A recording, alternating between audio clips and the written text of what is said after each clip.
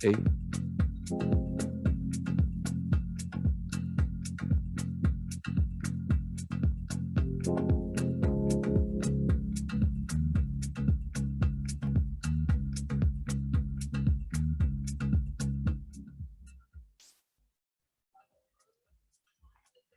Ah.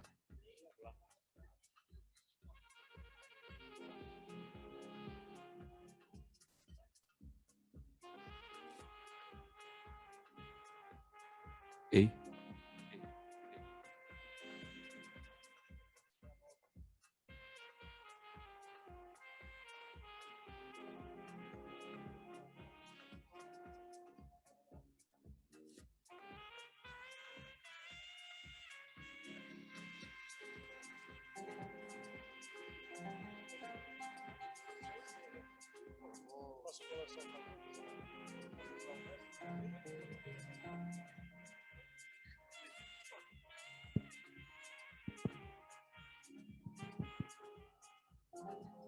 Bom, tentando ser pontual. Boa noite a todos. Continuem à vontade jantando, mas eu vou falando, vou me apresentando. Bem-vindo de volta às nossas reuniões presenciais. Hoje é o teste, espero que tudo corra bem. E hoje nós escolhemos um tema muito importante para nós médicos, que tem consultórios, que tem clínicas. É um tema muito delicado e a gente entende quase nada do assunto.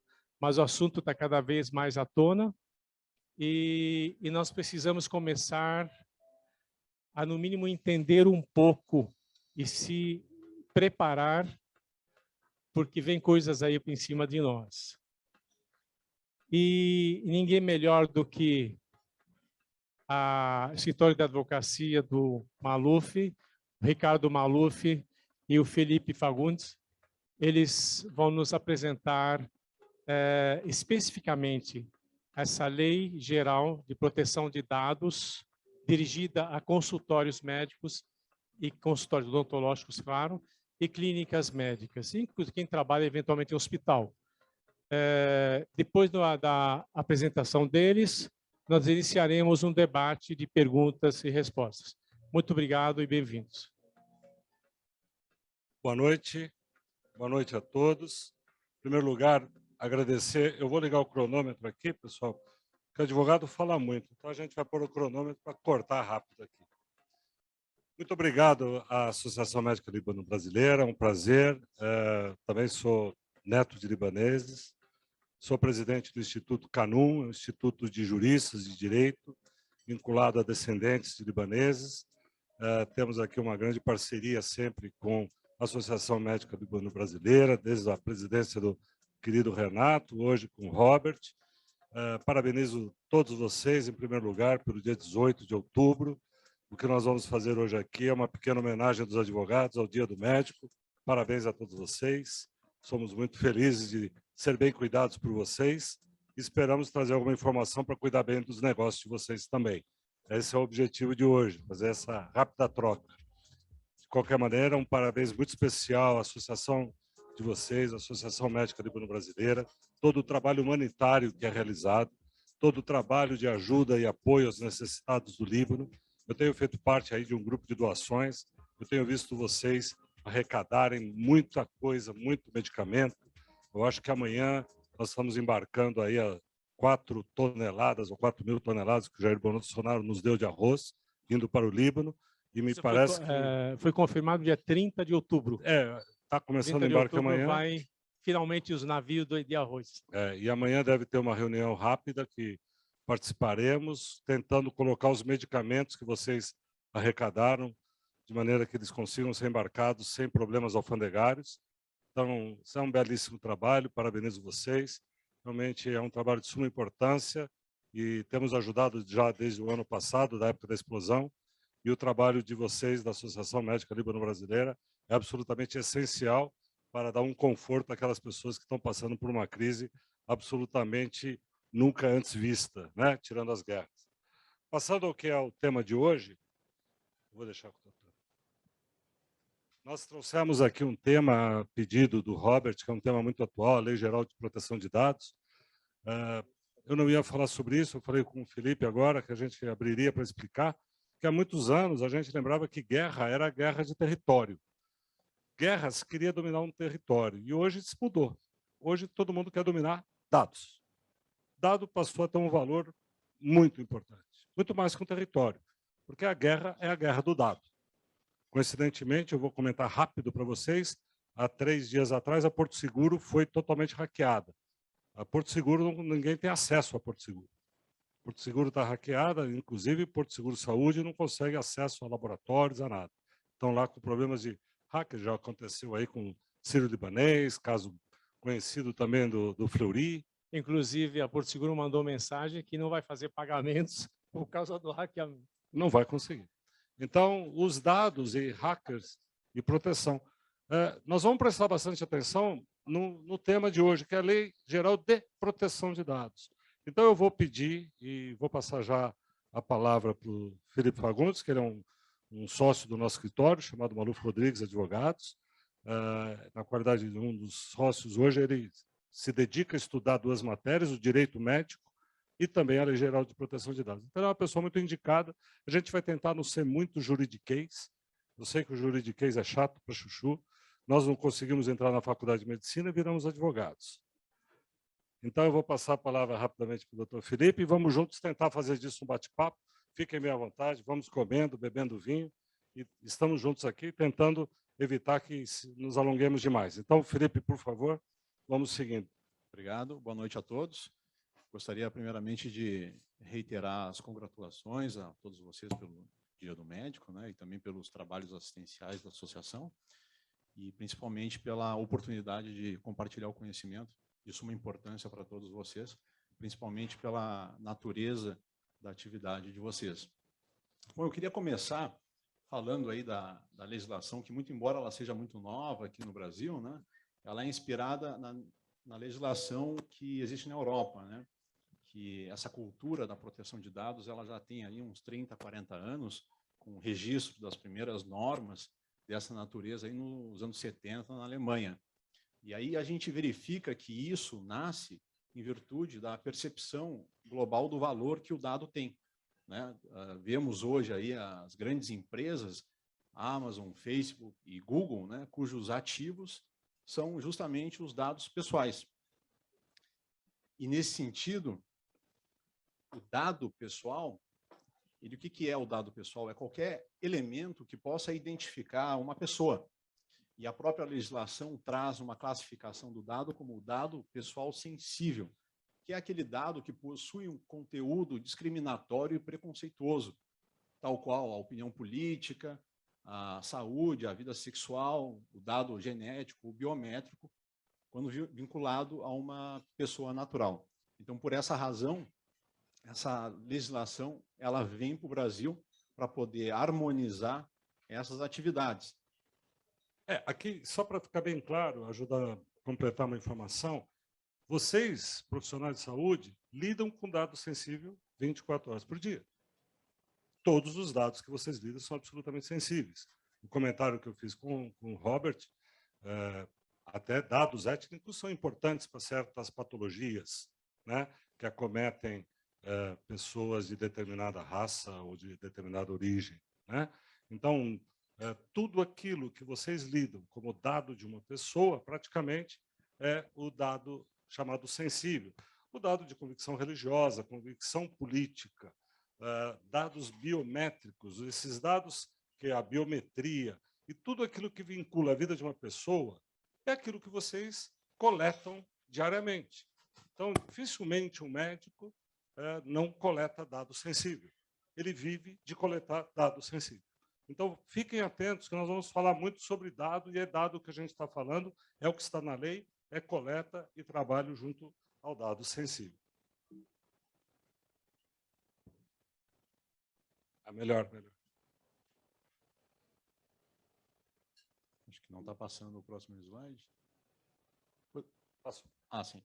Então, diante dessa questão que eu havia apresentado do valor que o dado pessoal possui, né, falando de Amazon, Facebook, e para o E para a área médica, para vocês, por que agrega valor à LGPD, a Legislação de Proteção de Dados Pessoais?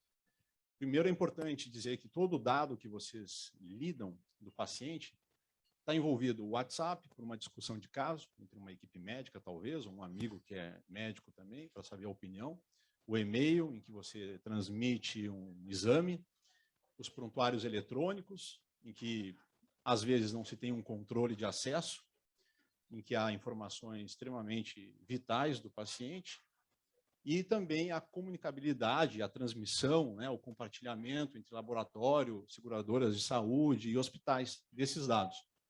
Então, esses dados clínicos, a proteção deles, a organização, né, e a harmonia dessa coordenação com limites, né, que é isso que a legislação vem trazer para nós, o limite do trato desse dado, é o que vai agregar valor, né? Talvez aqui tenha um médico que tenha uma empresa de prestação de serviços de emergência que participa de licitações para hospitais públicos. Então, a certificação de adequação à norma pode ser um elemento em que seja crucial para ganhar essa licitação, né? Então, esse seria um dos valores, né? Falar de valor, quando a gente fala de valor agregado, todos vocês estudaram muito que medicina, a mercantilização da medicina é algo vedado, como é para nós advogados. Mas até hoje eu não consegui sobreviver sem vender serviço. Então tem uma parte que é realmente mercantil, é uma parte do negócio, a parte do cobrar consulta, cobrar serviços. Então, quando a gente está cobrando serviços, quando a gente tem um consultório, tem uma clínica, tem um laboratório, tem um hospital, dependendo do seu tamanho, essa disciplina que o Felipe está explicando, esse rigor disciplinar que vai passar a ter em função da lei, ele agrega um valor, ele traz uma qualificação melhor ao teu negócio. Vocês mais para frente vão entender que isso que está se falando aqui é em níveis de proteção do seu paciente. Olhando para o WhatsApp, e-mail, prontuário, laboratório, seguradoras, hospitais, veja quanto há de fluxo de dados e informações entre vocês e toda a rede ligada ao objetivo a ser prestado, que é a atenção ao paciente. Então, não é possível, hoje em dia, você praticamente atender um paciente sem se vincular a uma transmissão, a um fluxo de dados permanente. Esse fluxo de todas as maneiras. Nós vamos falar aqui desde aquele antigo doutor que tem todo o prontuário médico em fichas de papelão, fichas de papel, até o pessoal hoje que tem tudo isso já em telemedicina gravada, com consultas gravadas. Então, dando sequência, eu peço ao doutor Felipe para seguir, se puder virar. É lá, né? Vai para lá. É que a máquina Bom. Bom, e a gente tem falado aqui de tratamento do dado, né? Tratar. O que seria tratar o dado? A própria legislação traz esse conceito, nesse artigo 5º aí que nós transcrevemos para vocês, em que ela é toda e qualquer operação relacionada a essa informação. Seja escutar, seja ver, né, arquivar, armazenar, eliminar. Então, esse conjunto de verbos, ele constitui o tratamento. Então, seria toda ação relacionada ao dado pessoal que é coletado do paciente. Isso é chato. Advogado é chato, a gente escreve, o legislador brasileiro é muito chato. A palavra tratamento para vocês é dar remédio. Como é que está indo o tratamento? No caso de tratamento, nós temos uma discussão do escritório se é tudo ou não é tudo. A gente, minha opinião pessoal, é que é tudo. Então, toda e qualquer operação, desde ouvir, simplesmente ouvir o dado do seu paciente, ouvir. No momento que você escutou, todos vocês foram muito bem treinados para dizer, mantenha o sigilo. Guardem em segredo. Não pode comunicar. Isso é muito fácil, porque isso é você. Você guarda a informação na sua cabeça, porque você ouviu tudo aquilo que eu falei. Mas hoje em dia a coisa já não é mais assim. Eu falei que a guerra é guerra da informação, é guerra do dado. Então, no momento que você tem um tratamento de dado, então ele está falando em coleta. Coleta, eu acho que é uma coisa que não há dúvida que o médico, o profissional de saúde em geral, o dentista, ele coleta dados. Permanentemente vai coletar dados. Seja ouvindo, seja anotando, seja gravando, seja filmando, seja anotando. Isso começa da assistente na sala de espera em diante. Há uma coleta de dados. Começou a coletar, a lei fala em proteger o dado armazenado. Então, armazenar, guardar esse dado, a lei está dizendo como é que você começa a arquivar, armazenar, inclusive como e quando você pode eliminar o dado. Então, a lei vai criando um probleminha, né? Você não pode simplesmente coletar e eliminar. Tem uma regra para tudo isso. Então, na lei, nós vamos falar em tratamento, nós falamos o que é dado e o que é tratamento de dado. Tratar um dado é isso aí. Fazer tudo o que acontecer com o dado. É tudo que vocês fazem. Todo mundo aqui tem uma ficha eletrônica, um prontuário de papel ou eletrônico, ele é arquivado, ele é guardado, eliminado, compartilhado, modificado. É isso que nós estamos tratando aqui. A lei quer saber como é que tudo isso é protegido por vocês. A palavra aqui é proteção do dado, não é o sigilo do dado. Então, nós vamos tomar muito cuidado, nós não estamos falando apenas de mas eu guardo o sigilo, eu estou em conformidade com a lei. Negativo. Isso é código ética médica, nós vamos falar lá para frente. Tá? Bem, e a legislação ela traz algumas figuras aí que nós vamos ficar comentando ao longo da apresentação. Entre elas é o controlador, operador, encarregado, titular e a ANPD, a tão famosa ANPD, que é a Autoridade Nacional de Proteção de Dados, né? O controlador, uma pincelada básica do conceito, o controlador é aquele que vai decidir, estabelecer as regras do que vai ser feito com aquele dado pessoal. Então, é o controlador que vai dizer a forma como vai ser coletada a informação, quem vai coletar, aonde vai armazenar, como vai armazenar, por quanto tempo vai armazenar e vai eliminar também. Então, quem dita essas regras é o controlador. O operador, ele é um mero executor dessas tarefas, não possui autonomia sobre esse dado pessoal, e sim apenas cumprir aquilo que o controlador estabelece. O encarregado, ele é uma figura muito importante, porque ele é o elo entre o paciente, o controlador e a Autoridade Nacional de Proteção de Dados. É ele que vai ser a pessoa, a figura versátil, que vai atender às demandas do paciente relacionadas aos seus direitos da proteção de dados e às demandas da Autoridade Nacional de Proteção de Dados. Sendo esta figura o ente que vai estar cadastrado nessa autoridade, representando, nesse caso, o consultório, a clínica, o laboratório. Eu vou tentar ajudar um pouco. Vamos traduzir palavras bonitas, palavras da lei. O controlador são vocês. O controlador é o camarada, é a pessoa, é o profissional que coleta o dado e estabelece o que fazer com ele. Vou trazer um exemplo de algum de vocês, um cirurgião. Ele coletou o dado daquele paciente e ele diz, este dado precisa ir para o hospital. O hospital precisa saber que esse camarada vai ser amanhã operado. A secretária dele vai cuidar de fazer isso. O assistente, né? É um operador. Então, quem controla para onde vai, quem controla é o controlador. A palavra, né? Parece, isso é um advogado falando, né? Quem controla é o controlador. E é isso mesmo. E quem é o controlador? É o médico. É o cara que coletou aquela informação, tem o poder de controlar. Vai para lá, vai para cá, vai para o plano de saúde, vai para o laboratório, vai para o hospital, vai ficar aqui. E ele vai ter uma pessoa autorizada na equipe dele chamada operador. Opa. O operador, que é um dos atores que a gente chama, é um dos profissionais envolvidos, pode ser o próprio médico, eventualmente. A gente questiona aquele camarada, um exemplo que vem sempre na nossa cabeça, do psicólogo que atende sozinho, uma secretária eletrônica. Então, ele coleta, ele determina, ele opera, ele arquiva, ele se encarrega. O operador é sempre o assistente que tem acesso ao dado. E você falou hoje, puxa, tem horas que eu tenho que escrever em árabe com medo das pessoas adivinharem. Então, essa hora você está protegendo um dado, escrevendo em árabe para a sua assistente, ou seu assistente, não sei, não compreender bem. Mas, na verdade, o operador é uma pessoa que pode estar, sim, bem documentada, agindo em nome do profissional de saúde, levando informações para frente, ou distribuindo, ou compartilhando, obviamente, sempre pensando na atividade que foi preparada. Então, vamos deixar somente rápido e claro aqui que está autorizado usar o meu dado médico na medida que ele usou para levar para o laboratório, para o plano de saúde ou para o hospital. Não para vender lá, para dar para o meu cadastro para Casas Bahia. Isso não pode. Ele pode seguir para a finalidade da tutela à saúde. Isso está tudo bem.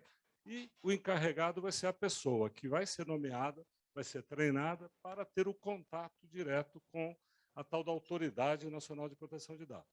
A autoridade E o titular são fáceis de identificar. Autoridade é autoridade, vai estar lá em Brasília, provavelmente, sentadinha lá, cheia de fiscais. O titular é o teu paciente, né? O controlador são vocês mesmos e vamos definir quem é o operador e quem é o encarregado. Mais para frente a gente vai explicar. O operador pode ser esse assistente e o encarregado a pessoa que tem contato. Isso não ficou muito complicado, ficou? Acho que deu para entender o que a lei está estabelecendo. Pois não, doutor. Bom, então, complementando, né, essas figuras aí, controlador, operador, encarregado, são figuras instituídas por lei, tá? E, em termos práticos, né, por exemplo, eu tenho um consultório médico. Se eu vou terceirizar o meu serviço de exame, botar alguém para fazer exame dentro do meu consultório, eu vou ditar as regras para como esse cara que vai fazer o exame vai lidar com esse dado, né? Então, eu sou o controlador e o cara do exame vai ser o operador. O encarregado, ele pode ser... É importante dizer que, na verdade, o encarregado, a lei fala que a ANPD ainda regulará suas atribuições e funções e hipóteses de dispensa do encarregado. Portanto, pode haver, em alguns setores, em que haverá essa dispensa. Eu, particularmente, acredito que o setor da saúde, por tratar de dados sensíveis, ele vai exigir essa figura do encarregado. Isso aí pode ser instituído dentro da PJ do consultório mesmo ou do laboratório. Tá? O importante é estabelecer esse acesso a todos os dados, porque é ele que vai atender às demandas do paciente e é da Autoridade Nacional de Proteção de Dados. Felipe, só uma coisinha, Felipe. Aqui. Só depois, para não perder esse raciocínio, a maioria aqui trabalha no consultório é um médico único. Então, ele é encarregado, ele é controlador, ele é titular, ele só não é a última autoridade. Não, ele não é um titular. Tá? O titular é o paciente. Né? Então, na verdade, assim, quando é um consultório pequeno, que são uma pessoa, aí ele pode ser tudo isso ou não? Aí ele é controlador, porque ele vai precisar de terceiros para executarem tarefas para o fim da prestação de serviço médico. Então, eu preciso de um exame. Só que eu não faço o exame. Então, eu tenho que fazer eu tenho um contrato com um laboratório em que eu vou ter falando externo, então. Isso, externo. Ele vai ter que cumprir. Né? Isso é muito importante para fins de responsabilidade, né? Caso, eventualidade de que ocorra algum dano, algum problema. Né? Então, essa seria a ideia. Tá, eu acho, até para te ilustrar, Roberto, você dá licença, Felipe. Claro. Isso aqui a gente, mais ou menos, ilustrando, tá? Não é uma comparação, é só um exemplo. Para ilustrar a ideia, é o escritório de contabilidade. Né? Acho que 100% de nós aqui não faz a própria contabilidade. Se tiver algum que faça, nós não fazemos.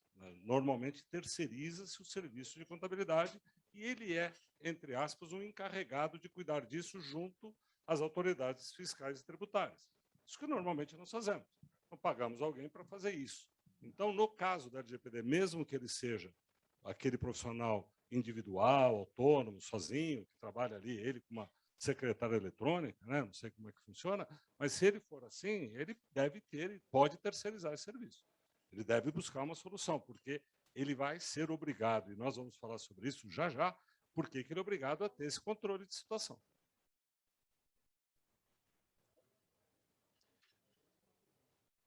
Eu vi alguém... precisa do microfone, porque senão as pessoas fora não... Vou deixar perguntas para o final, melhor. Pode ser? Mas ele é o presidente, ele pode. Ex-presidente, conselho deliberativo pode? Lógico. Não, eu queria perguntar, aproveitando o gancho aí dessa história de controlador, uma vez teve um colega que o paciente pediu para gravar a consulta. E o que vai ser falado na consulta está na mão do paciente, não está na mão do controlador. Como é que a gente deve se comportar agora com essa LGPD? Você acha que é proibitivo gravar uma consulta? Excelente pergunta. Esse tipo de situação, tá? Cabe sim, tá? É muito bom esclarecer isso no início, né? E, obviamente, traz aí um assunto que eu abordaria mais adiante, que seria o termo de consentimento. Nós temos o termo de consentimento médico, aquele previsto no Código de Ética Médica, né, em que tu traça todos os riscos, o procedimento adotado, as reações adversas, tudo que pode acontecer, que vai acontecer e que pode acontecer. E, por outro lado, nós temos, com base na LGPD, o termo de consentimento, que a lei prevê, que deve ser expresso e inequívoco, no qual tu vais expressar, apresentar para o paciente como que vai ser a coleta, para onde vai, todo o traço, o trajeto do dado dele. E ali pode esclarecer que as consultas serão gravadas pela vontade do paciente e anuídas pelo médico. Né? Isso aí, assinado, firmado, não teria isenta de qualquer responsabilidade. Né? E aí traz outras questões, por exemplo, mas e o que tem casos, né, na justiça sobre ações indenizatórias de cirurgião plástico, por exemplo, por assédio sexual. O cara tocou na paciente e aí a paciente entrou com uma ação. E aí houve uma discussão se o médico poderia gravar imagens da consulta para se resguardar. Né? E há um entendimento do Superior Tribunal de Justiça de que, para fins de prova, mesmo sem o consentimento do paciente, é sim viável. Né? Só dando um gancho nesse assunto. Mas sempre é bom, consentimento dos dois. É o que eu sugiro e é o mais seguro. A segurança é importante, o que você falou, Renato. Eu enxergo isso também como o seguinte, é exatamente o que o Felipe falou, com um pequeno complemento. Se eu usar o meu dado e espalhar por aí a consulta médica que eu tive com você, é um problema absolutamente meu, o dado é meu. Eu sou titular dos meus dados. Você não pode, mas eu posso. Então, é muito importante que depois saber como rastrear essa situação. E tem um problema tecnológico por aí. Mas existe a questão, se eu pegar o meu dado e distribuir e colocar no Facebook, é um problema absolutamente meu. Né? Você não. Então, por isso que o termo de consentimento recíproco que ele colocou é importante.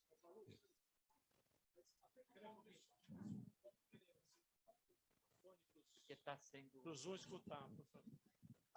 Até que ponto isso não conflita com tudo que nós aprendemos de deontologia médica até hoje? Então, veja, eu vou chegar ali, vamos só mais 5 minutos, porque nós vamos chegar no código de ética. Porque o que acontece é que nós estamos falando de como proteger o dado. Nós não estamos falando de sigilo profissional aqui.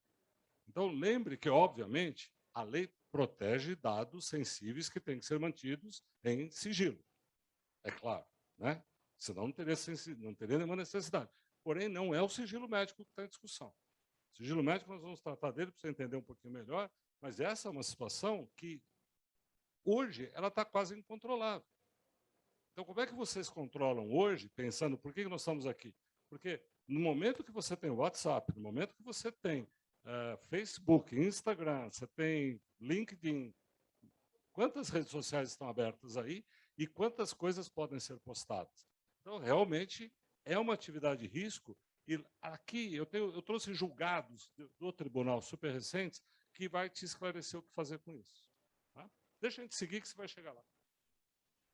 Ali é só uma retomada do perfil, né, do encarregado, que é um perfil interpessoal, em virtude do fato de ele ser um interlocutor entre esses atores que nós falamos, né, a preocupação com o risco de terceiros, ou seja, ele vai ter uma visão da gestão de risco e das boas práticas também do consultório, e a relação de confiança com o paciente. Isso é o mais importante, porque a relação médico-paciente ela é embasada na empatia, né?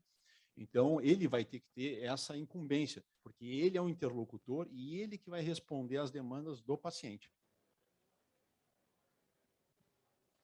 E aí, quem pode ser? Eu acho que eu tinha comentado, mas vale aqui a gente pincelar as possibilidades de quem pode ser o encarregado no consultório médico. Né? Então, um colaborador, temos aí, pode ser seletista, então aí seletista devemos aí também ter abrir os olhos para um risco trabalhista, para ver se há acúmulo de função, dependendo do trabalho que ele fizer, ou um terceiro, ou um colaborador assessorado por um terceiro especialista. Né? Lembrando que é possível uma formação de comitês, dependendo do volume de dados serem tratados e do porte do consultório, né?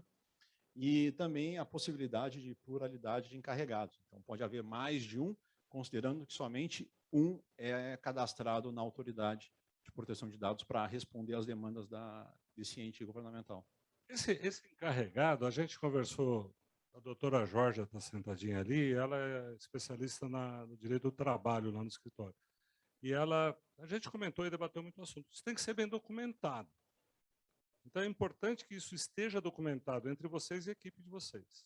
Mesmo que seja uma equipe CLT, empregados contratados por CLT ou PJ, depende muito tudo isso, óbvio que nós estamos falando, depende do tamanho do seu consultório, da sua clínica, uma policlínica, ou para quem trabalha em algum hospital ou em outra forma, é muito importante saber que esse encarregado, se for o teu empregado, ele precisa estar bem documentado, num acordo documentado sobre isso.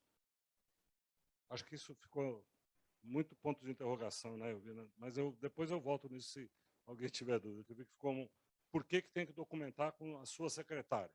Porque a sua secretária, se ela for a encarregada junto lá, ela vai ter uma função adicional que você não a contratou. Então, se ela não foi contratada para aquela função, ela vai te cobrar no futuro, ela pode te cobrar no futuro um adicional de salários por isso. Complica um pouco a vida do médico, eu sei, mas existem meios disso ser resolvido. Tá? Essa é a parte que nós chegamos ali quando a gente falou. Quando a gente fala, eu trouxe até aqui a última versão. Eu não sou especialista em ética médica, por favor. A gente sabe aquilo que traz e diz respeito a essa situação. A ética médica, vocês conhecem, e ela tem uma natureza, para nós, de responsabilidade subjetiva. O que quer dizer isso? É responsabilidade sua, é de vocês. É ela intimamente, é o médico por si só. É como o médico tem que exercer a sua própria atividade. Então, ela tem um caráter absolutamente subjetivo. E eu acho que vocês conhecem bem isso. Não precisamos da aula de ética médica, vocês conhecem. Eu li um bocado sobre a ética médica, tem lá vários capítulos muito interessantes, alguns capítulos que vão juntos e outros que vão separados da LGPD, mas aqui nós estamos falando. O Código de Ética Médica, ele é o quê? Ele é um regulamento interno de vocês, da atividade de vocês, como nós temos o nosso. Na nossa, foi rasgado há muitos anos, ninguém nem lê aquela coisa. O meu já foi jogado no lixo. De vocês, graças a Deus, continua bem aplicado. Mas a LGPD, hoje, ela é uma lei federal. O que significa isso? Significa que a responsabilidade de vocês passa a ser de outra natureza, uma natureza objetiva. Vocês vão ter que cumprir com aquilo, queira, não queira. No caso da ética médica, ela é diretamente vinculante à sua profissão. E a nova lei, essa Lei Geral de Proteção de Dados, ela te obriga a cumprir ordens vindas de outro setor. Que é aquilo que você está perguntando. Como é que eu resolvo essa série de problemas? Que realmente, deixamos de falar isso, mas é momento bom de falar, essa é uma lei nova. Lembrem que ela está em vigor há 1 ano. 1 ano e 2 meses, né? Para agosto é 1 ano e 2 meses. Então, aqui no Brasil, ela está em processo permanente de evolução. Na Europa, ela tem 40 anos. Começou, acho que na Alemanha, né, doutor Felipe, se não estou enganado, isso é ele que sabe mais, mas ela tem 40 anos lá, a Lei Geral de Proteção de Dados Europeia. E o Brasil está se espelhando naquilo. Então, como o Brasil se espelha naquilo, a gente está tomando exemplos de lá para que vocês passem a entender que nós, de novo, não falamos de sigilo, o sigilo permanece igual ao ético que sempre houve, e vocês têm que manter isso, mas como você protege o dado que não é o dado que está na sua cabeça. Então, a palavra, Laís, é isso. É como você está guardando isso. Onde você guarda, como é que você protege esse dado. O próprio CFM, ele traz aí algumas questões que eu vou falar mais um pouquinho, mas aqui a gente traz a situação que é uma situação que a gente tem visto muito. No Código de Ética, ele está tratando para vocês de uma situação que, infelizmente, é comum. Eu vejo muito. Né? Na televisão, médicos levando o paciente, dizendo, olha, eu operei essa pessoa e deu certo. Seja lá o tratamento que foi. Né? Fiz o tratamento no cabelo, na pele, né? Principalmente. Não vamos ficar dando exemplo de cirurgião plástico aqui, que já o cirurgião plástico olhou feio para mim. 2 olharam. Eu não é esse exemplo, mas é o que mais vai à TV. A gente vê muito isso. É absolutamente verdade, mesmo que o paciente, lembre, o paciente, ele não adianta, em meio de divulgação, de comunicação, nem que o paciente autorize. Está dito lá no código de vocês, no Código de Ética Médica. Não adianta ele autorizar, me posso ir? Não pode. pode me exibir. E meios de comunicação em geral não é TV, gente. É WhatsApp, é Instagram, é Facebook, é tudo mais. Então, o meio de comunicação atual, né, sinal de massa. Hoje, vamos lembrar, você publica um troço. Nós publicamos, ele publicou um, porque a gente estaria aqui. Mas não sei quantas pessoas viram em minutos. Ele falou, puxa, então assim, né? É muito rápido. Né? A coisa replica rápido. Então, quando você fala de um dado sensível, será que eu quero que esse dado sensível se use rapidamente? De jeito nenhum. Pensando na gente. Do outro lado, você olha a LGPD e ela diz o seguinte, ela protege vocês. Legal. Então eu posso apresentar um caso clínico para fins acadêmicos? Eu posso lá, o doutor Robert pode ir à faculdade, dar uma aula lá, apresentar a fotografia do Ricardo? Pode, se o Ricardo autorizar. Porque nós, no âmbito jurídico, estamos dizendo a vocês, embora possa para fins acadêmicos, aqui o consentimento também é muito importante, porque haverá um pequeno conflito que a gente já viu no âmbito jurídico. Então, mesmo que vá lá você apresentar o caso, se é possível tirar de qualquer forma a identificação da pessoa, tem casos que a gente já pensou que não são. A gente bateu um papo com o doutor Daúde, ele já falou, tem casos que eu realmente apresento lá o rosto do camarada, o que eu vou fazer? Né? Então, naquela hora, o quanto mais vocês tirarem a identificação para excluir da regra do sensível, e quanto mais consentimento tiver. Então, estar prevenido para isso, no termo de consentimento, é muito, muito importante, e a gente gostaria que vocês não caíssem nessa armadilha da lei. Né? Que, embora pudesse, para fins acadêmicos, cuidado, que eu entendo ainda, e os tribunais estão entendendo que vocês não devem sair expondo, principalmente em congressos, em aulas, que é o comum na atividade de vocês. Né? Nós temos um cuidado. Quando a gente divulga um caso, a gente divulga siglas. Né? Então, isso é um cuidado para não expor o nome de pessoas. Né? Eu trouxe casos aqui que eu vou expor o nome, porque não tem problema, que são casos públicos. Mas não é o normal da história. Bom, então, a gente tem falado toda essa questão aí dos limites que a lei impõe, né? E é importante lembrar que segurança, privacidade, sigilo, que o doutor Ricardo estava mencionando, não são elementos novos para a profissão de vocês. Mas o que é novo é o limite que a lei traz. E ela traz esse limite por meio de regras. E essas regras demandam boas práticas. Essas boas práticas, ela se constitui num processo que a gente chama da conformidade, que é a tua capacidade, né, de ter o zelo, né, de gerir com zelo aquela informação que tu coletas. Então, isso agrega valor ao teu negócio. E é o que, na verdade, eu havia dito anteriormente para o profissional, o médico que tem aquela PJ que vai participar da licitação para o hospital público, que vai fazer a diferença. Né? E aqui eu falo na questão da segurança dos dados, na capacitação, no treinamento, para poder instituir esse hábito. Nós vamos falar a seguir ali de alguns casos que ocorreram na Europa, e a gente vê, tem 30 anos de lei, 30, 40 anos, e ainda ocorrem falhas. Né?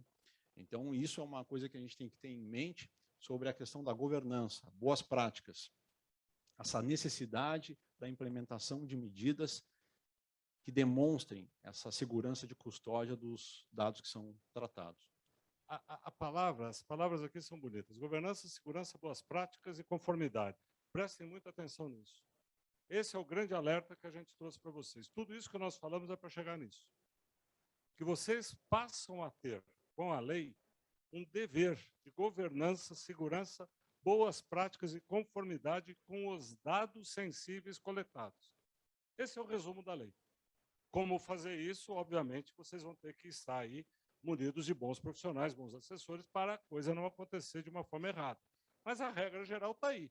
Governança, segurança e boas práticas. Os casos que a gente trouxe aqui são casos que vieram, alguns bem atuais do Tribunal de Justiça de São Paulo, onde o Tribunal de Justiça hoje está preocupado com segurança, boas práticas e governança.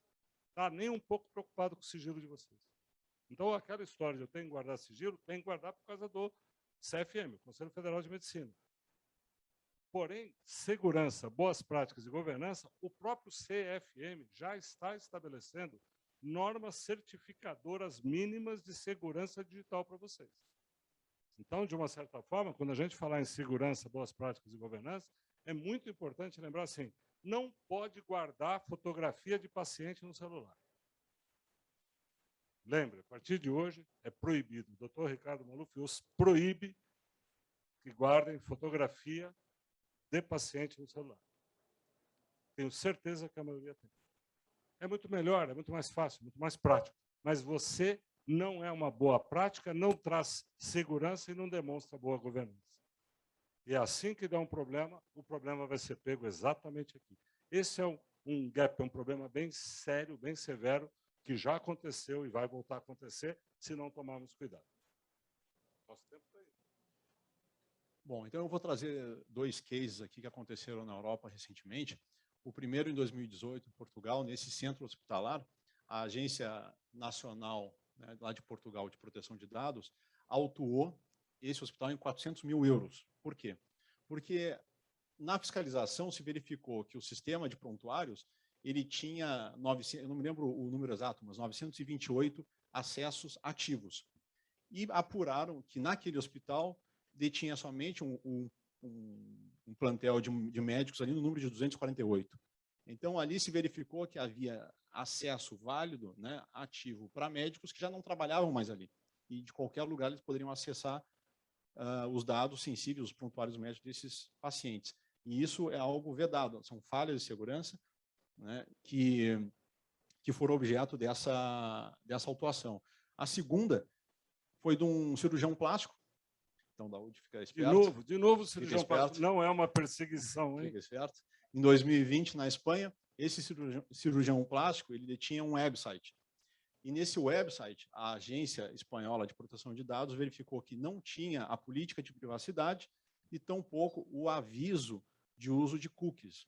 O que é o cookies, né? O cookies, na verdade, é um instrumento tecnológico que ele acessa o IP da máquina que está acessando o site e ali ele vai captar todas as informações para fins estatísticos de que tem o site. Então, isso são informações, são dados pessoais. E, para isso, a legislação exige que tu tenhas no teu site um aviso dizendo, olha, no meu site eu uso cookies. E tem que dar a opção de aceitar ou rejeitar. Isso em qualquer site a gente acessa hoje em dia e tem, né? E é exatamente isso. Como inexistia esse aviso, então foi autuado aí por 2.400 euros. Então, são 2 cases aí que, na Europa, imagina, com 30 anos de cultura, né, corporativa de proteção de dados, ainda existem falhas. Vão existir falhas. Eu queria só falar 2 casos aqui, Felipe. Claro. Eu falei para vocês que nós pesquisamos aqueles... São resultados de demandas judiciais muito recentes, muito atuais.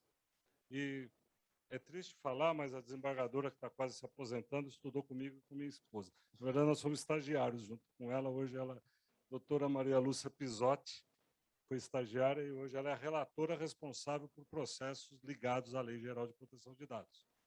Ela é uma pessoa extremamente rígida, ela é extremamente legalista, filha de um promotor, que foi o doutor Pisotti, foi famoso na época, né? Essa história, infelizmente, tem mais de 10 anos. E, passados esses 10 anos que eu fui estagiário com ela, o pai já faleceu e ela e a mãe se formaram e ela hoje é a relatora dos principais casos.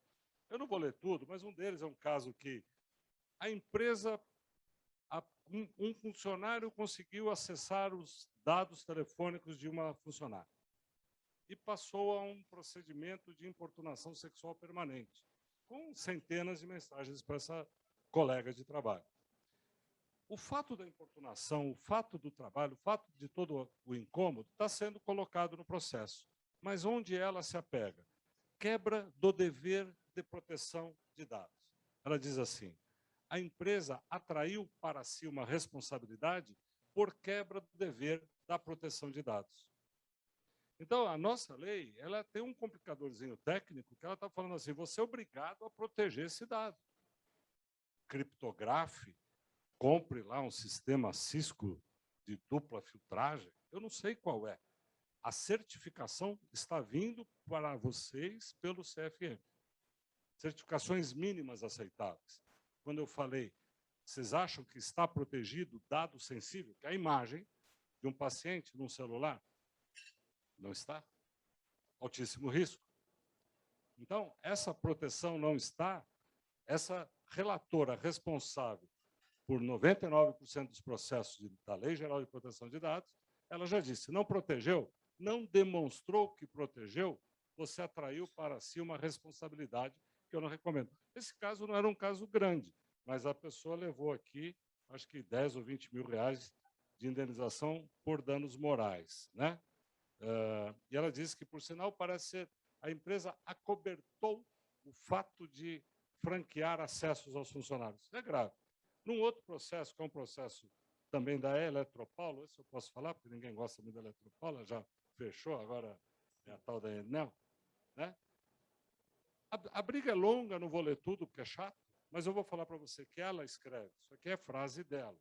Isso que a gente chama de entendimento jurisprudencial. Como é que os juízes estão pensando no tribunal? Ela diz assim, note-se que houve quebra no dever de segurança, nos termos do artigo tal.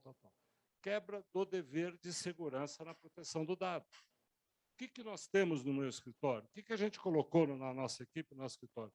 Nós temos um equipamento que me obrigaram a comprar, chamado Cisco Firewall Number 3. O que faz aquela porcaria, além de custar caro? Ela protege que um hacker venha. Se amanhã o hacker vier, e ele vem, ele pode vir, porque tem sequestro de servidor de advogado acontecendo o tempo todo, igual de laboratório, eu vou dizer, mas eu comprei um Cisco Firewall Level 3. Ok, eu fiz algo para proteger o dado. O escritório está licenciado, está documentado com isso. Então, isso é muito importante, ter a demonstração do dever de proteger o dado. Então, eu acho que ficou mais claro agora de vocês entenderem o que nós não queremos que aconteça com vocês. Que vocês não estejam expostos a um questionamento de não proteger o dado. Como proteger? Há um limite. Se a Porto Seguro foi invadida, hoje, estava aqui, bem antes de vir aqui, eu estava lendo, por acaso, a UOL. Desculpa, Felipe, isso aqui eu acho que eu nem tinha te comentado, mas hoje houve aí uma quebra por uma empresa, eles chamam, é uma empresa que eles conseguiram Amazon, Americanas.com, Correios, Magalu, Mercado Livre e a Shopee. Esse grupo de hackers dessa plataforma expôs 1 bilhão e 700 milhões de dados por hackers no mundo hoje. Isso aconteceu agora, eu li agora. Então, todas as empresas estão correndo. Não, mas eu tenho um sistema... Se o escritório pequenininho nosso de advocacia tem lá um Cisco Firewall Level 3, sei lá como é que chama aquele troço, esses caras vão falar, não, mas eu tenho um negócio mega ultra super, como deve ter, provavelmente a Porto Seguro, provavelmente o Hospital Sírio-Libanês e provavelmente o Fleury Laboratórios. Eles não têm um equipamentinho pequeno, caseiro.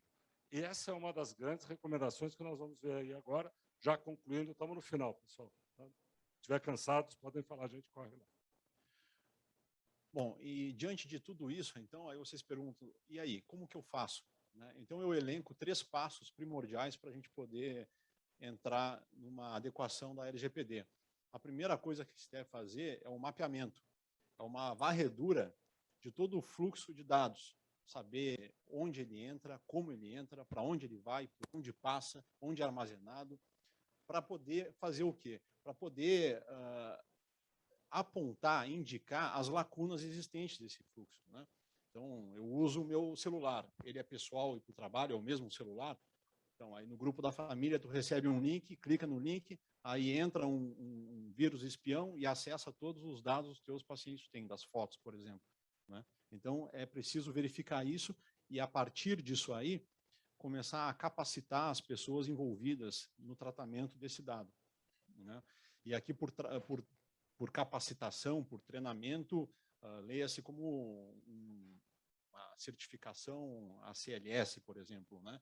É um procedimento que todo médico sabe, mas ele precisa, a cada 2 anos, se adequar, né? Para poder, por ser um procedimento perpétuo ao longo do tempo, né? Para poder evoluir, e assim, a mesma coisa com a LGPD. E o segundo passo seria, por meio dessa varredura, se extrai um relatório que a gente chama de gap analysis, justamente porque ele indica quais são as lacunas existentes. E aí, com isso, se cria as boas práticas, né? Se estipula, né, as normas, um sistema de gestão de seguranças, como o doutor falou aqui, qual é o firewall que eu vou comprar, né? É importante dizer que o mais importante dessas boas práticas é fazer o mínimo estipulado pela legislação com idoneidade. Porque uma vez isso comprovado, tem coisas que estão alheias à tua vontade, né? É como o avião levantar voo no terremoto, não tem como. Então, é alheio à tua vontade. E a terceira coisa é a nomeação do encarregado dentro dessa estruturação corporativa, né, para poder começar esse processo de conformidade. Quer comentar alguma coisa? É um rápido comentário que eu acho que é importante. Isso aqui não dá para fazer só um escritório de advocacia, um assessor de LGPD. É importante lembrar que isso aqui nós falamos de firewall, né? Cisco Level 3, eu acho que quem entende isso é você. Né? O Valtemir com certeza entende, eu não entendo, mas é preciso ter uma equipe de TI. Tem que ter não uma equipe, a gente fala equipe de TI, fica uma coisa muito sofisticada, mas você precisa ter um bom assessor, um bom consultor na área de tecnologia para evitar os problemas. E, finalizando, o terceiro passo, eu tenho falado da coordenação que a lei traz entre todos os agentes para tratar esse dado.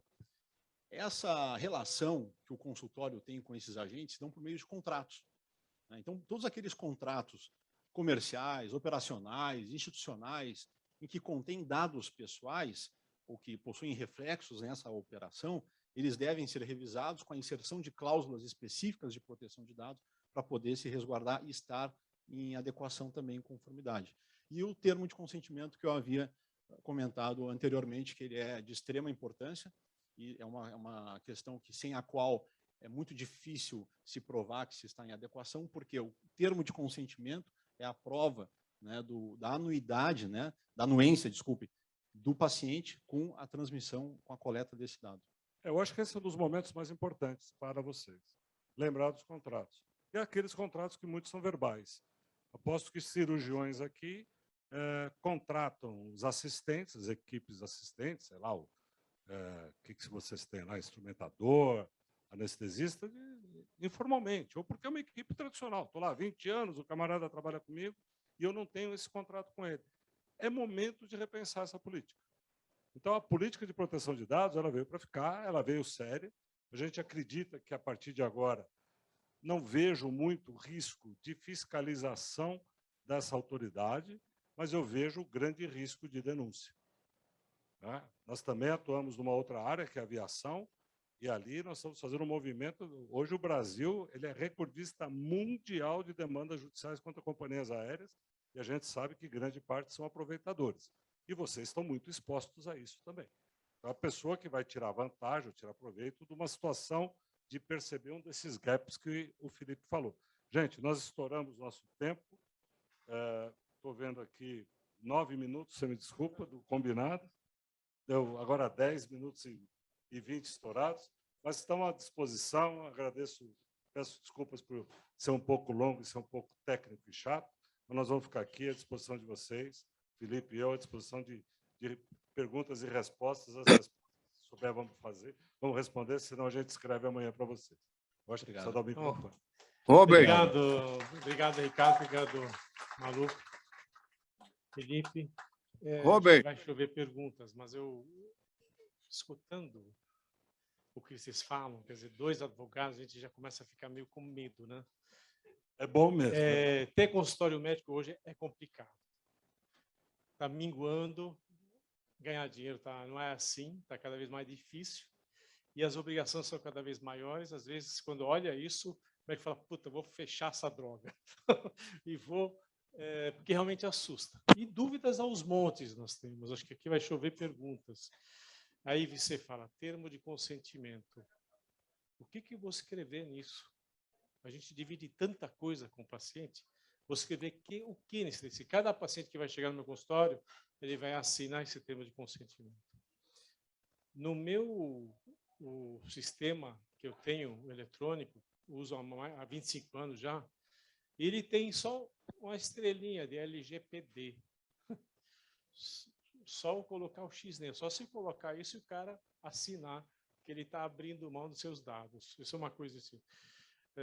Segundo, uma dúvida, outra, quando o paciente compartilha o dado, você, muitas vezes hoje ficou mais fácil, por facilidade, e muitas vezes para não pagar a consulta também, o paciente manda a foto dele, ainda bem que sou oftalmologista, e se fosse de outra área, ele mandaria foto de outras coisas, e aí ele pergunta, aquela foto que ele me mandou, passou a ser minha propriedade desde que ele mandou, e aí se alguém invadiu meu celular e viu a foto que ele mandou, essa também é minha responsabilidade? Excelente pergunta. Lembra que eu falei do celular, né? O celular, por exemplo, o aplicativo do WhatsApp, que é muito comum, todo mundo compartilhar fotos. Ele tem um recurso de resposta automática. Esse recurso de resposta, se o primeiro contato ele é pelo WhatsApp, o envio de uma foto, ele tem que ter uma ciência da guarda daquele dado e da finalidade. Porque é importante dizer que o tratamento desse dado ele tem que atender determinados princípios, a finalidade, a adequação, né? Então, nesse caso, se o primeiro contato é pelo WhatsApp, então faz uma mensagem automática fazendo alusão a alguma norma de privacidade, fazendo referência a uma política de privacidade, né? Informando sobre a necessidade de assinar um termo de consentimento para se resguardar, né? O que eu quero reiterar aqui é que não há uma mudança na atividade do médico. Há uma necessidade de conscientização, capacitação do médico de fazer a coisa certa com limites, tratar aquilo ali. Tu não tem poder para lidar com o livre-arbítrio do paciente. Se ele vai te mandar uma foto por e-mail, o que tu vai fazer? Mas é importante utilizar meios tecnológicos para se resguardar. E, nesse caso, a mensagem automática é uma delas. Robert, só para te completar essa resposta, assim, isso aqui tudo é meio complexo. A gente sempre, na advocacia, a gente estudou 5 anos, 2, pós-graduação, doutorado, e o cliente pergunta o que eu faço com isso, a gente responde, depende. E a resposta será sempre, depende. No seu caso, eu diria o seguinte, o termo de consentimento da tua atividade tem que ser bem pensado, inclusive colocando nessa natureza, dizendo assim, olha, consultas por meios eletrônicos, por redes sociais, serão sua única e exclusiva responsabilidade. O local de atendimento desse médico é nesse consultório. Por exemplo, você vai falar, mas isso é Pode. Você pode pôr uma resposta automática que deve ser analisada no seu caso para que ele receba, como o Felipe falou. Ele mandou ali a foto dele, falou, olha, isso é um problema, o senhor mandou porque o senhor quis. E eu não sei o que eu vou fazer com isso, porque pode ser que ela seja absolutamente inútil, né? Então, eu acho que tem que ser preparado na questão do consentimento sempre. Ricardo, Robert, Pode passar para o próximo, só para avisar o pessoal do Zoom, se quiser fazer pergunta, manda por escrito aqui, posso passar ou a voz ou eu falo a pergunta de vocês, ok? Posso fazer oral, Boa noite. Robert? Parabéns pela apresentação ao escritório do Dr. Paulo Maluf. Não, Aliás, o Paulo não, pelo amor de Deus. Ricardo Maluf. É parente do Paulo?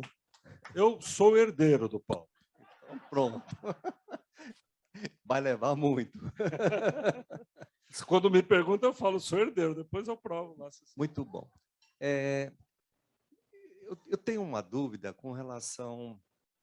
Quando você pede um exame para um laboratório, no SUS, se você não coloca o CID, que é o Código Internacional da Doença, entregar para o paciente que vai para outra instituição, né, quem fica responsável pelaquela informação? Quem coleta? A pergunta sempre de vocês vai ter sempre essa resposta. Quem coletar é responsável por guardar. E sempre que for recebido e coletado para tutela à saúde, ela terá uma facilidade perante a lei. Ok? Quer dizer, não é impossível, isso não impossibilita a atividade de vocês. Porque vários laboratórios vão acabar não fazendo o exame porque eles querem que coloque aquele CID. Isso é importante. A outra pergunta é com relação à Associação Médica Líbano-Brasileira tem um prontuário eletrônico. Esse prontuário eletrônico é homologado. E, por questões de economia, nós assinamos um prontuário, quando, na verdade, deveria ser um para cada médico. Então, a minha pergunta para vocês, até que ponto que a gente fica vulnerável, mesmo a informação sendo passadas entre colegas? Posso responder, Felipe? Eu fiz uma leitura rápida, eu não fiz um estudo disso, não. Mas a gente deu uma examinada com relação à política do CFM para isso. Talvez seja o caso que é uma instrução normativa do próprio CFM. Ela é longa, é imensa. Então, está aqui, e a gente pode conversar sobre ela, porque ela estabeleceu diretrizes e normas para isso que vocês estão falando. Então, quer dizer, precisa analisá-la, precisa verificar que é uma política de privacidade, né, Felipe, interna de vocês. Então, a associação ela vai precisar, sim, se adequar. Ela não pode ter... Eu entendo que não... De cara, eu entendo que não pode ser um prontuário único. Esse prontuário, porque o prontuário ele pertence ao profissional que coleta, e ali você não sabe quem coletou. E é o titular. Né? Porque são inúmeros.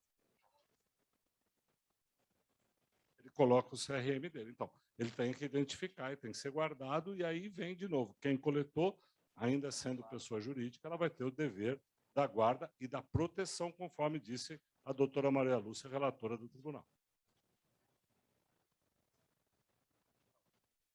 Boa noite, Ricardo Volmir. Boa noite. Parabéns. Obrigado. Vocês querem comentar um pouquinho sobre a questão de retorno de pacientes, que muitas vezes está ficando cada vez menor no consultório, e o WhatsApp está mostrando que esse retorno está sendo feito só por WhatsApp. E os dados que eles mandam, não além de fotos, dados de código e usuário e senha de dados que você vai no Fleury ou qualquer nome que você queira dar para o laboratório, e eles mandam isso para você avaliar os exames e receber. Como é que nós vamos ficar nisso? Porque isso, existe um cenário muito crítico nisso. Acho que é.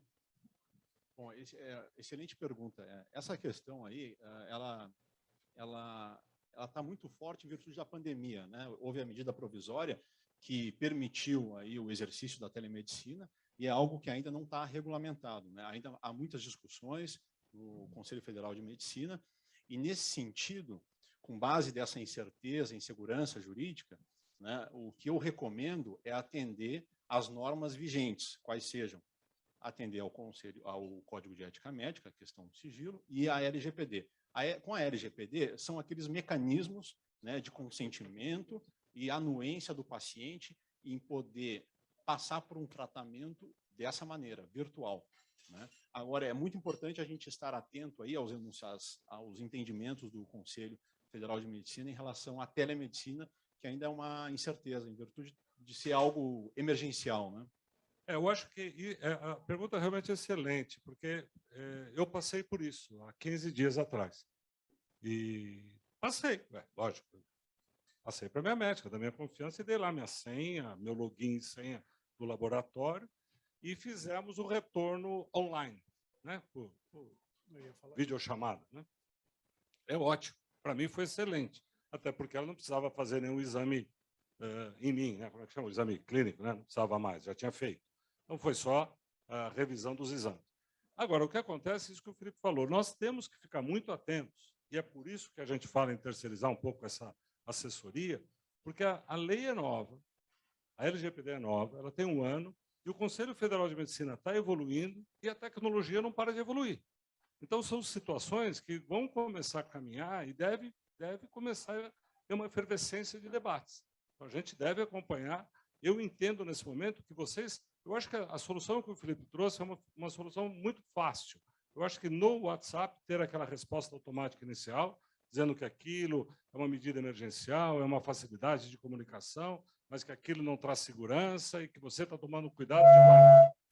Você toma o cuidado, como médico, de guardar a informação, mas você não pode assegurar que aquele meio de comunicação que o paciente adotou seja seguro o suficiente de acordo com a lei. Isso se pode fazer, por exemplo. Né? É uma solução que eu daria, que eu acho que funciona, que ele trouxe uma ideia simples que resolveria essa problemática, ou protegeria, não resolveria. Ricardo, só para, em cima do que você falou agora, a gente vem de uma geração que a relação médico-paciente era sacrossanta.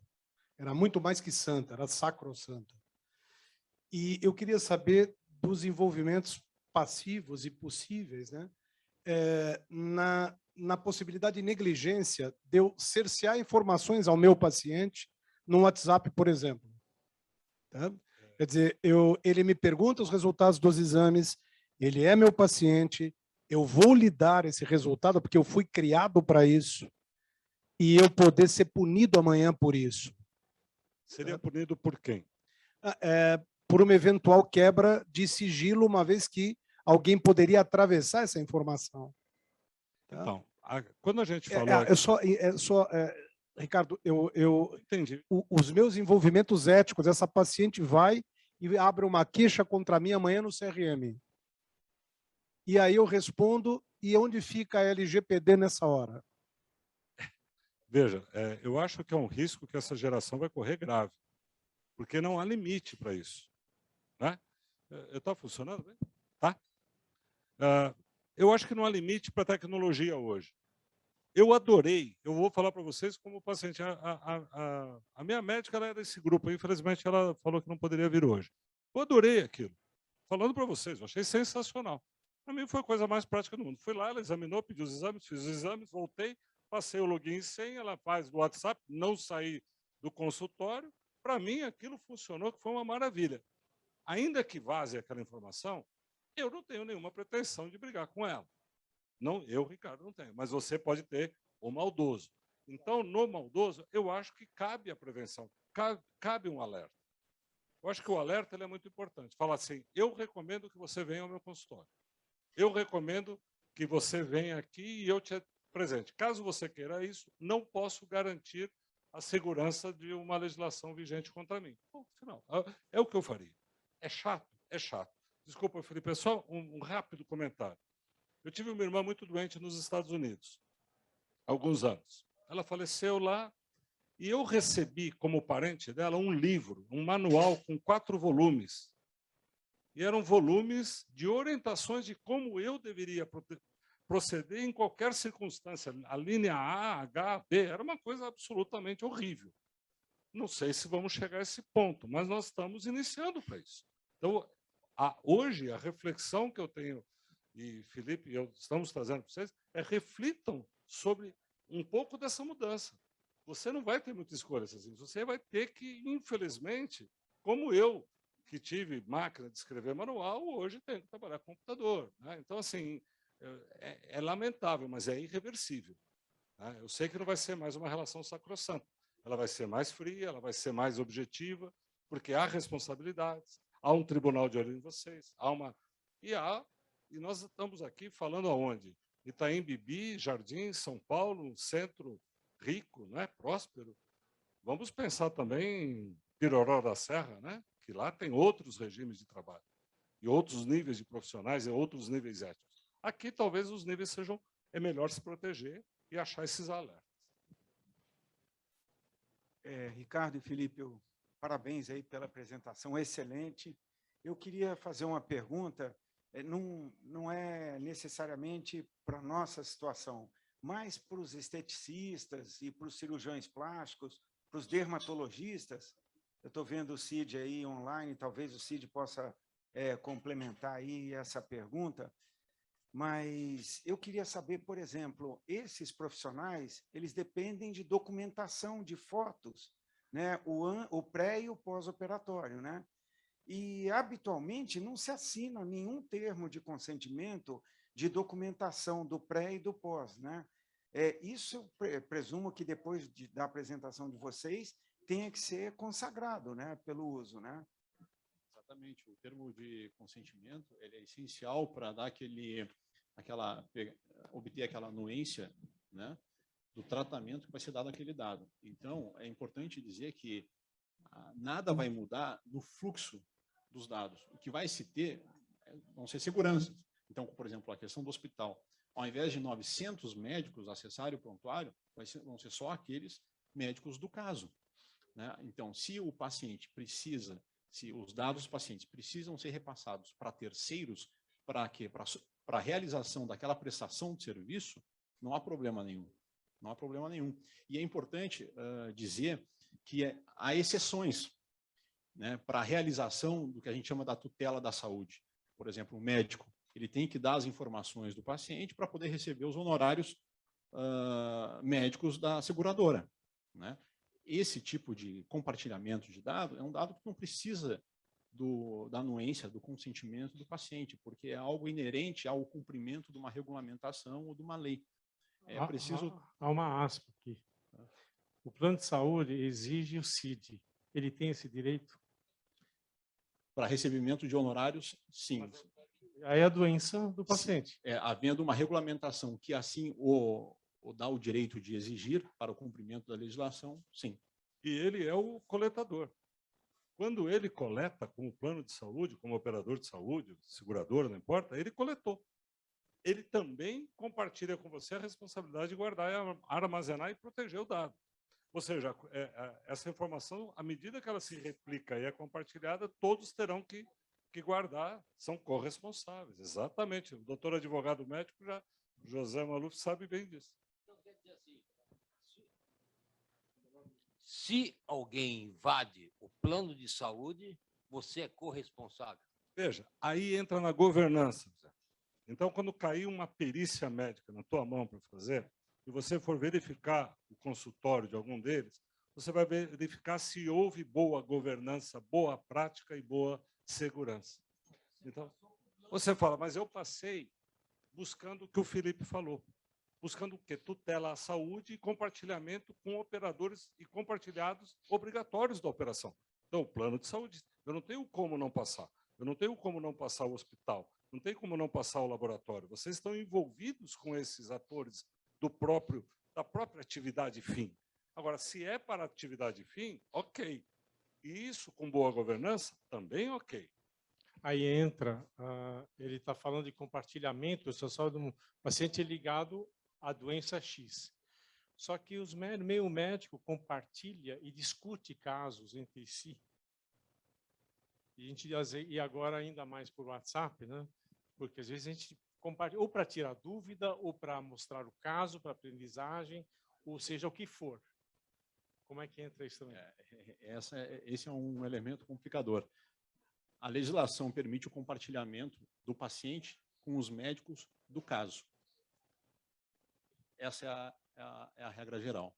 Entretanto, com outros médicos que não são do caso, é possível fazê-lo diante do que a gente chama da anonimização. E essa anonimização ela deve ser irreversível.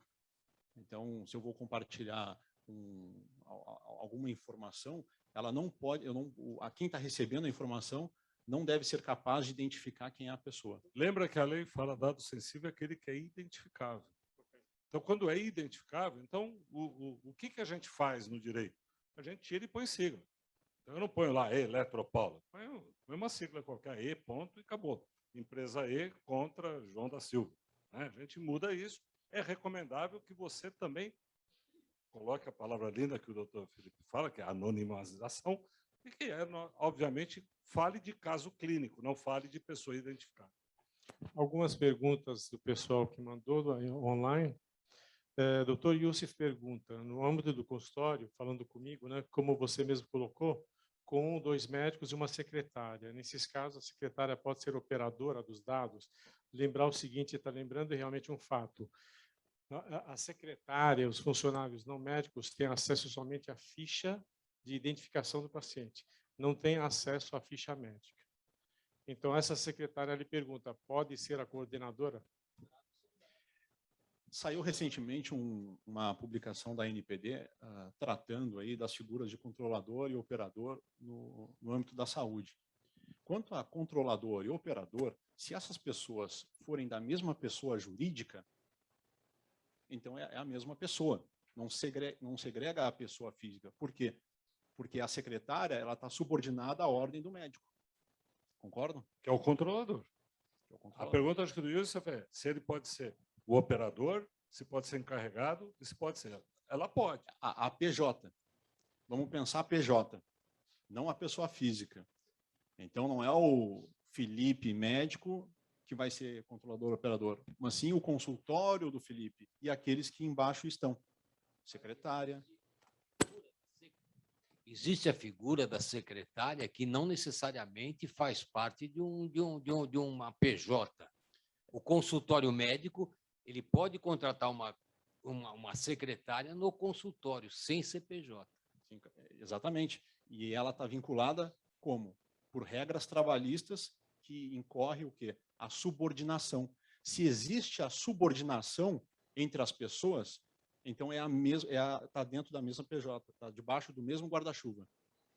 A gente pensou numa situação muito interessante, Felipe, desculpa, se eu cortei. Uma situação muito interessante que existe bastante por aí. Uma casa com salas sublocadas para vários médicos, que dividem o custeio apenas da infraestrutura. Né? Quem é o responsável pelo quê? De novo, vamos pensar, quem coleta continua sendo responsável, não mudou essa responsabilidade. Então, embora tenha 10 salas na policlínica, e eu seja apenas locatário dali, e nós todos utilizamos uma mesma secretária, por exemplo. É possível, lógico que é possível. Ela pode ser operadora dos dados? Ela pode ser operadora dos dados. Você vai se documentar com isso. É isso que você tem que fazer. Você vai se documentar. Ai, meu Deus do céu. Nessa hora, começa a falar, vou precisar de gente para trabalhar para isso. Da mesma forma que você não faz seu imposto de renda, você vai precisar de alguém que faça isso para você. E complementando, doutor, nesse consultório, se os dois médicos são duas PJs distintas, então tem que segregar os pacientes de acordo com o seu titular. Então, se são eu e o doutor Ricardo, dois médicos, duas PJs distintas, eu sou controlador dos meus pacientes e ele é controlador dos pacientes dele. Os operadores podem ser o mesmo. Felipe, só no... A invasão dos dados envolve os dois médicos, e daí vão os dois para o embrulho. Aí é uma corresponsabilidade. Eu só não vou deixar o Felipe nos usar como exemplo de médico, porque a gente não conseguiu entrar no vestibular de medicina virar uma advogada. Mas vamos sempre lembrar esse detalhe. Tem algumas perguntas aqui recebidas ainda.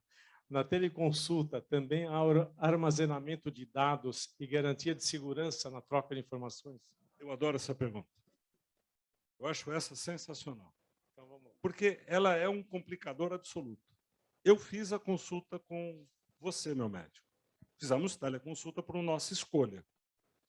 Nessa hora, você tem que ter o meu consentimento e tem que me comunicar que você fará guarda deste vídeo gravado dessa consulta.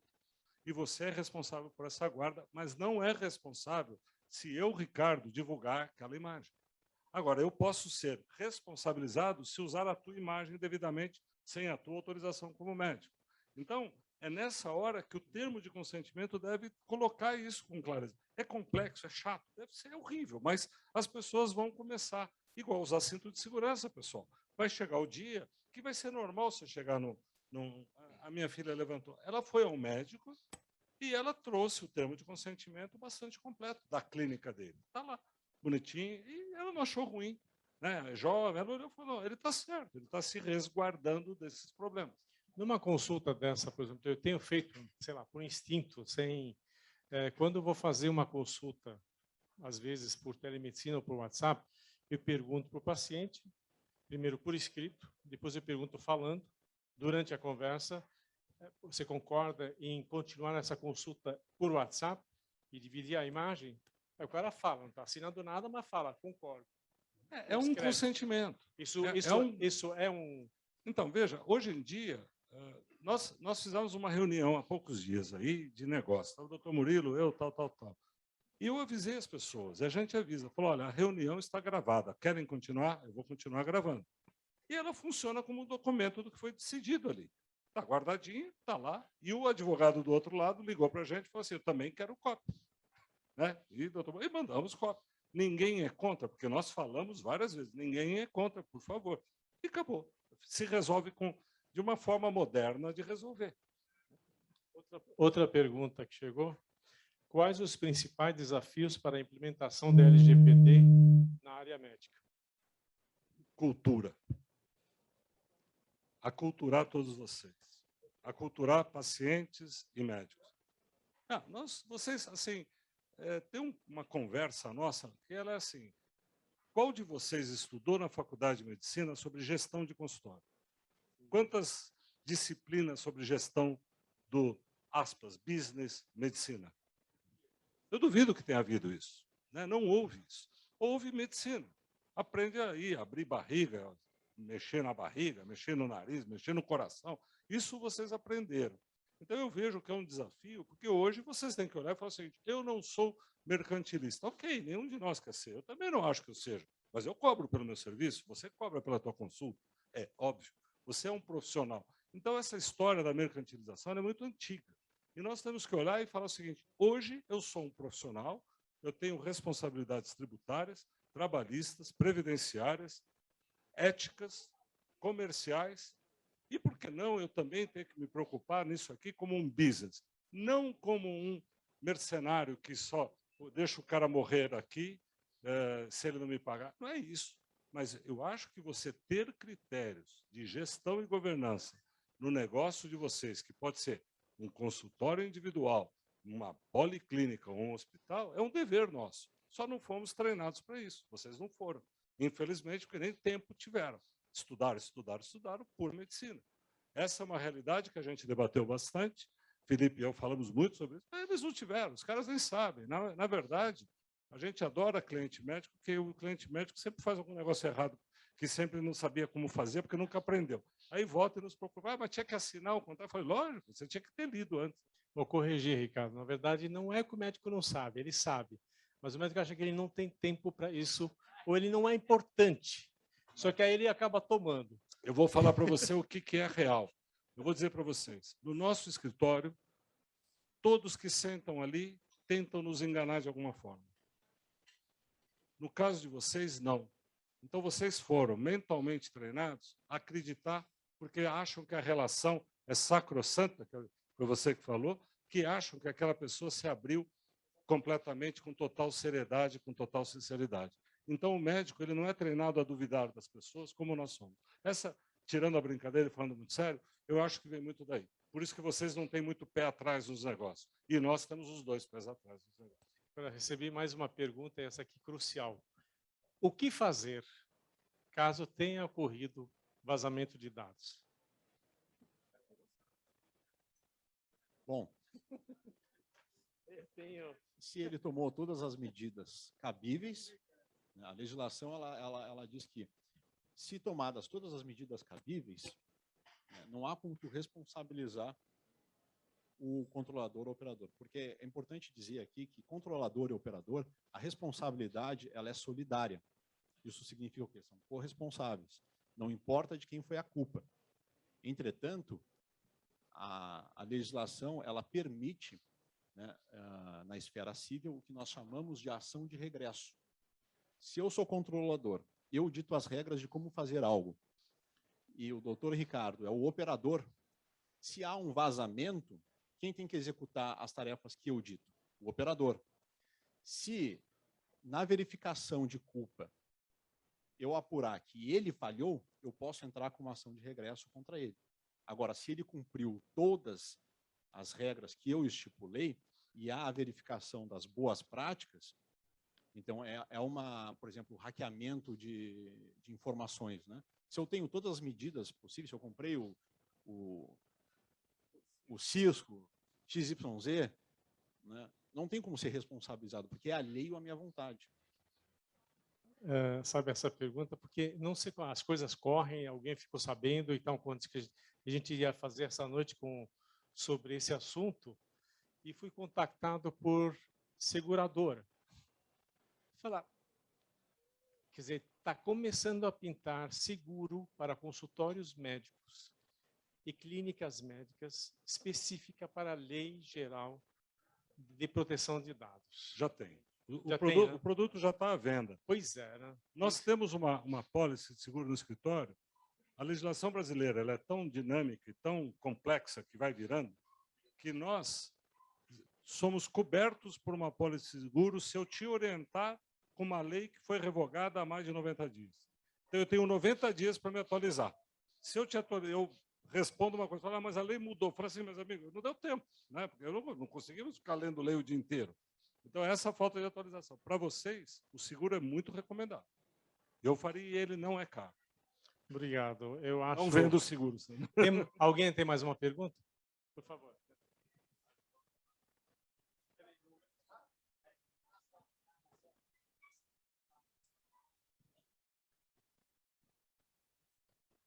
Boa noite, obrigado pela apresentação. Só para encerrar, pelo que eu entendi da Lei Geral de Proteção de Dados, o cliente tem o direito de pedir para os dados dele serem apagados. Tem. Porém, aí entra um conflito grave. Eu tenho pensado na sua pergunta faz dias. A gente discutiu isso. Por outro lado, vocês são obrigados, pelo CFM, a manter por 20 anos o prontuário médico. 20 anos, porque é o maior prazo de prescrição que existe nas leis indenizatórias e leis criminais. É por isso que tem 20 anos. Então, esse é o maior prazo prescricional. Mas se eu tenho que manter por 20 anos de um lado, e o meu paciente pedir para eu destruir o prontuário médico, o que eu faço com isso? Então, há um conflito nas duas legislações, que eu entendo que logo mais as associações médicas, etc., vão começar a questionar o CFM para ter aí uma declaração judicial. Né? Vamos ter que pedir, Deus nos livre que vamos pedir lá para o STF, mas vamos ter que, alguém vai ter que interferir e decidir isso.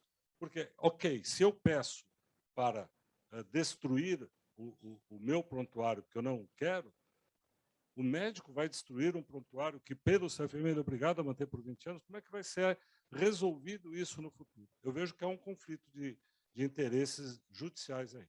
A orientação que eu havia recebido, eu só queria saber se é procedente, era para desmembrar o nome dentro da ficha clínica ao paciente, colocar um código, né, e colocar num arquivo anexo, porque o direito da preservação dos dados, até para efeitos legais, também é um direito nosso. Nós também temos o direito de ter os dados para um questionamento legal futuro.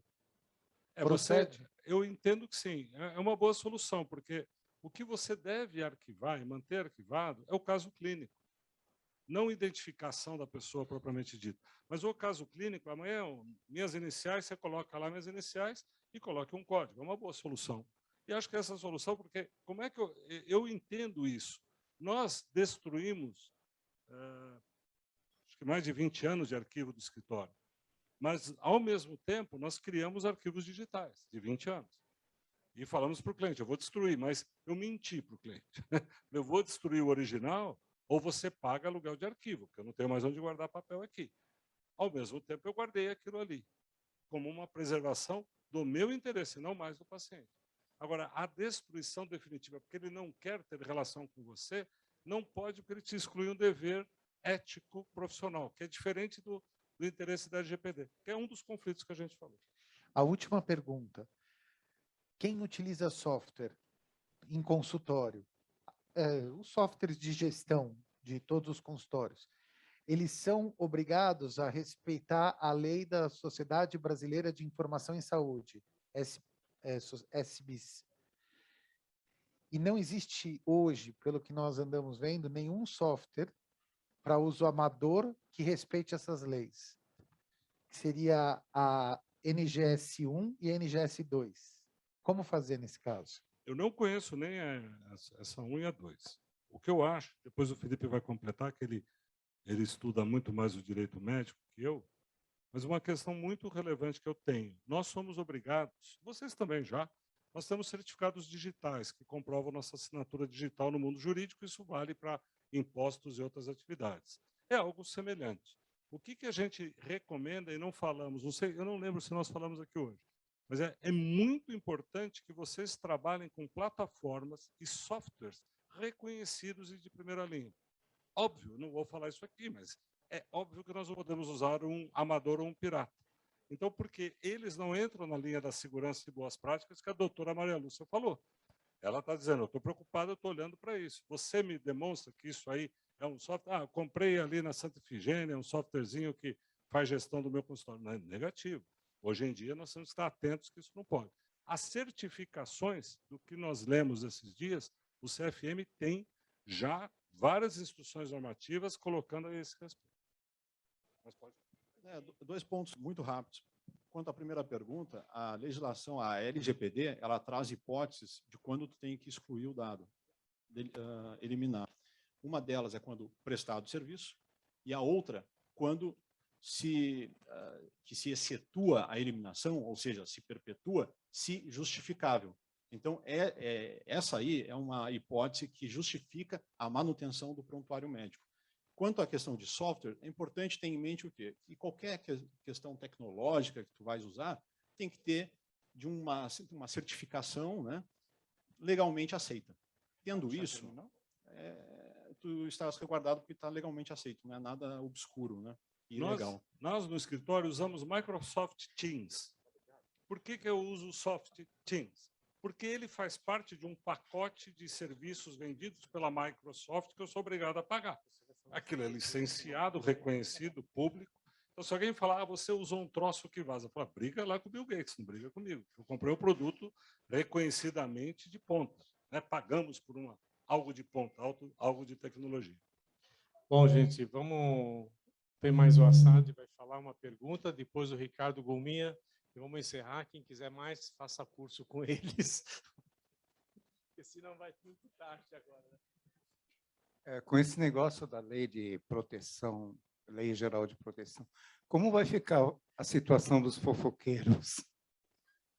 Fofoqueiro é fake news. Aí quem responde isso chama-se Gilmar Mendes. Ele e o Toffoli sabem exatamente o que significa fake news. Há 42 anos formados, a gente não tem a menor ideia do que se trata matar o fake news. Fake news, fofoca, não existe. Não é crime, não tem previsão legal em lugar nenhum. Então, isso aí, quem está fazendo isso, só a vítima vai poder reclamar. Então, se você sair por aí fazendo uma fofoca, a meu respeito, eu posso ir contra você, ninguém mais. A LGPD, não, muito menos. Ricardo, Felipe, acho que só mais um comentário. Nós estamos extremamente vulneráveis. Isso está muito claro, porque a vida nos Estados Unidos está sempre na frente. Então, a preocupação de seguros lá é imensa, com o médico, porque aqui, às vezes, a gente quer ajudar o paciente.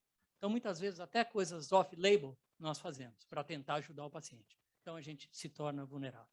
Na pesquisa clínica muda um pouco. O Felipe deve estar envolvido um pouco nisso. Na pesquisa, além de, para que o paciente chegue, antes dele pisar, ele já assina o termo de consentimento. Para qualquer coisa que é feita, ele assina o termo de consentimento. Nós temos 5 a 10 anos de documentos guardados.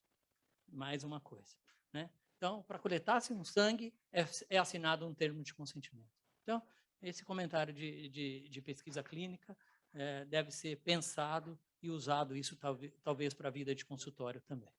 Se vocês quiserem comentar alguma coisa. Exatamente, é um grande desafio as pesquisas, porque utiliza dados sensíveis para outros fins, né? Então, isso é uma questão muito importante e muito bem colocada. Eu só queria fechar com uma última frase aqui, que eu acho que é a grande reflexão. Vocês devem ter total consciência de que sempre que vocês estão agindo em nome da tutela da saúde de alguém, em qualquer circunstância, seja ela qual for, se vocês tentem sempre estar demonstrando que aquilo foi feito para atender a saúde e a dignidade de um ser humano. Feito isso, a gente tem como defender vocês. O que não pode é passar a burocracia, que é o que a lei quer, à frente da tutela da saúde, que é o que vocês estão preocupados. Eu primeiro cuido, né? Temos aqui a doutora Melina, que ela, puxa vida, ela está lá numa UTI, né? Tá ela e o Fares na UTI, negócio intensivista, uma coisa grave. Vou aplicar o remédio. Pera, doutor, o senhor tem que pegar o consentimento. Não, calma, que consentimento? O que eu tenho que salvar a vida do homem. Então, a tutela da saúde vem sempre em primeiro lugar. Mais uma vez, parabéns pelo Dia dos Médicos. Obrigado vocês por cuidarem, se dedicarem a cuidar da saúde da gente. Oi. Doutor, com relação a esse conflito entre o dever de guarda, né, para fins prescricionais e defesa médica, isso daria para não ver como um conflito na medida que o uso do dado, né, ele tem uma limitação específica, se autoriza para algo específico. Então, uma vez que cessou a prestação de serviços e não há mais motivo de utilização, a guarda legal se diferencia completamente desse uso e, portanto, não conflitaria. Eu concordo. O que eu digo que conflita, porque é uma... Oi? Não, nós estamos pensando assim, precisa guardar esse documento, se o camarada, o paciente não quer que guarde? O que acontece é o seguinte, você tem o dever legal a partir do último contato com o paciente guardar por 20 anos. É isso, doutor? 20 anos. Isso é uma legislação pensada no papel. No momento que você tem isso digital, ele deve ser perene. É um segundo problema. Só por quantos anos você vai guardar esse papel? Eu guardo, não é mais papel, então ele está lá guardado no arquivo do escritório eletrônico, um arquivo digital, ele que fique lá, não é um problema para nós de arquivamento físico. A grande questão que eu entendo que é a pergunta dele é a seguinte: quando o paciente chega e fala assim, eu quero que o senhor destrua o meu prontuário, eu posso? Alguém sugeriu a ele uma solução muito boa, é uma solução de tirar os dados. O paciente fala assim, os seus dados não são mais identificáveis de acordo com a lei, mas o seu caso clínico eu vou guardar.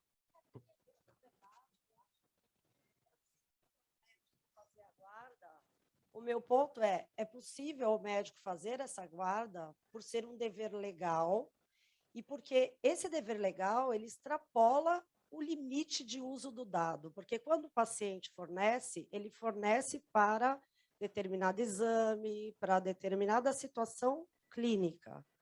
À medida que aquele uso esgotou, o dever legal permanece, são coisas distintas, né? Mas a lei fala em 20. Eu respondo. Nunca esgota o caso médico. Porque a história clínica de qualquer patologia, ou até de outra patologia, é muito importante sempre. Até uma doencinha com 1 ano de idade é muito importante. Então, nunca esgota como dado. É que o que ela está discutindo...